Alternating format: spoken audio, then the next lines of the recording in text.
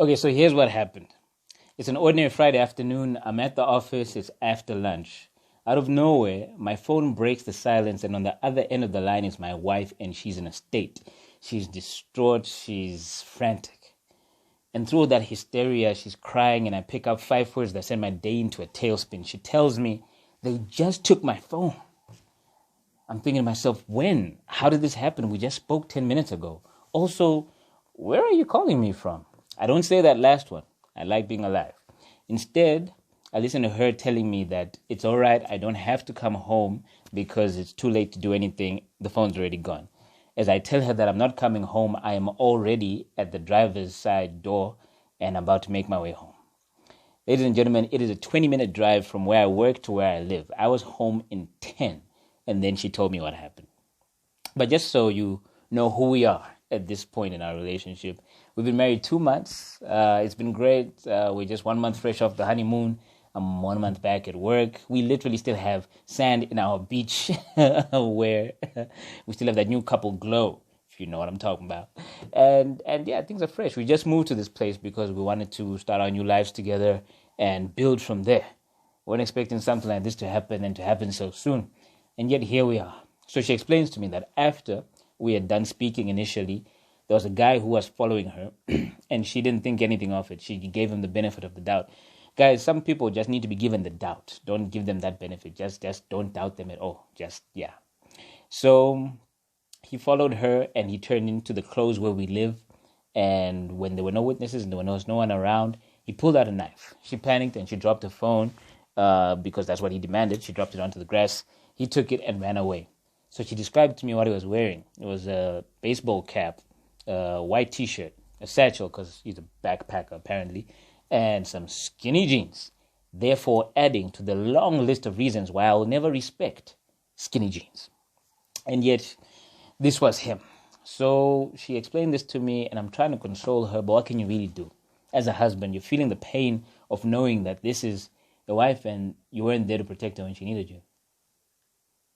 We pray about it, and then I have to leave to go back to work because I'm still on their time. They're paying for the food that I enjoy eating so much, and I have to go back and make more money. So I'm driving much more slowly going back to the office than I was coming home. And as I'm driving, who do I come across except some douchebag wearing a baseball cap, white T-shirt, satchel, and skinny jeans? Yeah. And what is he doing? I don't know which school of thieving he went to where you rob somebody and then you stay in the neighborhood for the next hour, but he is actually following another girl and he's about to rob her too, I can only assume. So I make a U-turn after I call my wife to confirm the description. I make a U-turn and then I'm pulling up by the side of this girl now.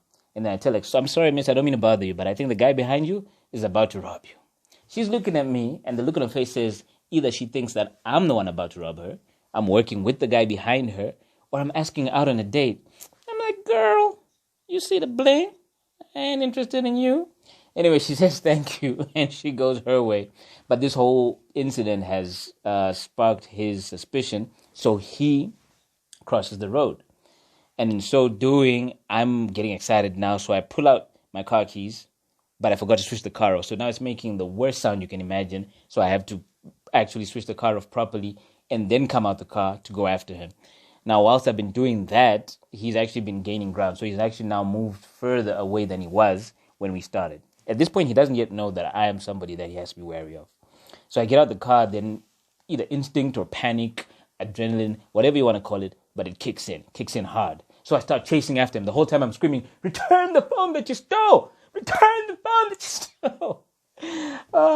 He thought it was as funny as I'm making it seem, because I know this because he stopped running long enough to turn around, look at me and laugh, and then continue running. And I couldn't keep up because having been married for 2 months, I've been enjoying the culinary delights a little too much. So all the food that I've been eating has weighed me down and I can't keep up with him. And now he's going into people's yards, he's jumping over people's fences, he's gone. And I'm just there, out of breath, panting, not knowing what to do when I see a miracle begin to happen, because of all days and in all places, who do I see in the street except my cousin Prince?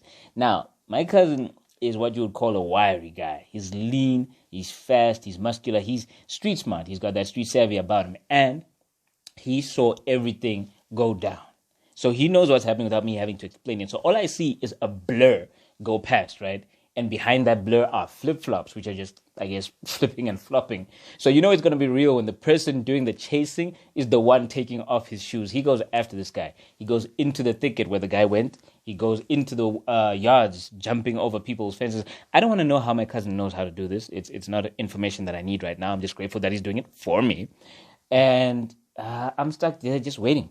And then 10 minutes later, what do I see except my cousin emerge from that bush with the guy. He's frog marching the thief, and he's got him trapped in, like, his hands are behind his back, and he's got them locked in what I can only assume is some military maneuver. Anyway, he's going hard on this guy, and he is beating him up, asking, "How dare you steal my cousin's phone?" It was so gratifying to see, and also a little bit awkward because, my cousin wasn't invited to my wedding. So, what I'm saying, guys, is invite your family to your nice things, okay? Don't be stingy with your good times. But Prince is really taking this seriously. So he actually frog marches the guy downhill because the street we were on was on a slope. And he frog marches him downhill to a house where he clearly knew a lot of people in the hood. He frog marches him there. He knocks on the guy's gate. A friend of his comes out and he says, "Yo, we caught this thief. You're stealing from my cousin. Bring the stuff." He turns to me and says, "Yo, go get me my slippers, please." I'm happy to oblige, all right? I don't want to know what the stuff is. I want to go get these slippers and get as far away from here as possible. So I'm going to get these flip-flops, and now the community is beginning to gather. Now, in Africa, you can survive as a thief. You can even survive as a thief who occasionally gets caught by the police. The situation you don't ever want to find yourself in as a thief is being the guy who got caught by the community. Because the community doesn't care. The community is there to let the smacketh down upon thee. And that's what they started to do. Like, as I was going to get these slippers back up the hill, I turn around and I see they're drenching him in water. I see a combi, which is what we call a taxi in Zimbabwe, coming up. And out comes the driver. He asks, "What's going on here?" "We caught a thief." And then he smacks the guy twice, gets back in the combi and asks people if they need a lift into town. Because business is business. And I'm coming back down with my flip-flops now. And lo and behold, what do I see except two ladies behind my car? Phones out, taking pictures. I ask them, "What are you doing?" They say, "Oh, you don't know. Well, the driver of this car has just been caught. He's apparently been driving around the neighborhood and robbing people at knife point." I'm like, what is the matter with you? This is my car. I'm the victim. I'm the one whose phone got stolen. And I'm the one, with some help, who caught the thief. Okay, please delete those pictures. Because I don't want to become a meme now, tomorrow morning, all over the internet. Look out for this vehicle. I don't want that in my life. So I go back down to where the action is happening. And they are beating him up, down, sideways, black and blue. And I know it's about to get really hectic because they've started to get broomsticks out of their houses. I had to rescue the man who robbed my wife in a crazy turn of events when I saw them break a broomstick across his back. Ladies and gentlemen, broomsticks don't break easily, okay? I went to a school where corporal punishment was a thing.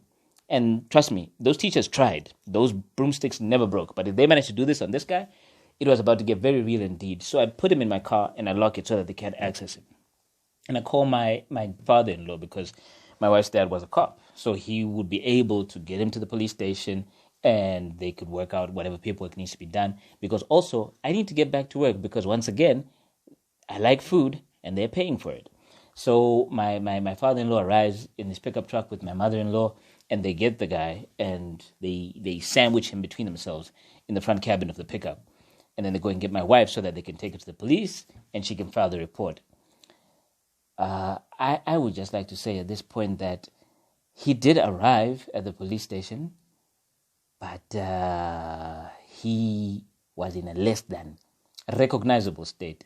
Not my father-in-law's fault. He was pretty tenderized. He just made him a little bit more tender.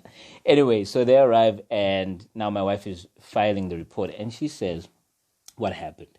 And then this thief, this kid, he was 19, it turns out, he gives a crazy version of events where he says, yo, actually, I never pulled a knife on her. What happened was I was following her because she was pretty. Makes sense. She's gorgeous. But I was following her because she was pretty. And then when we got into her street, I pulled out a rolled up newspaper. I'm like, my dude, what type of newspaper is this?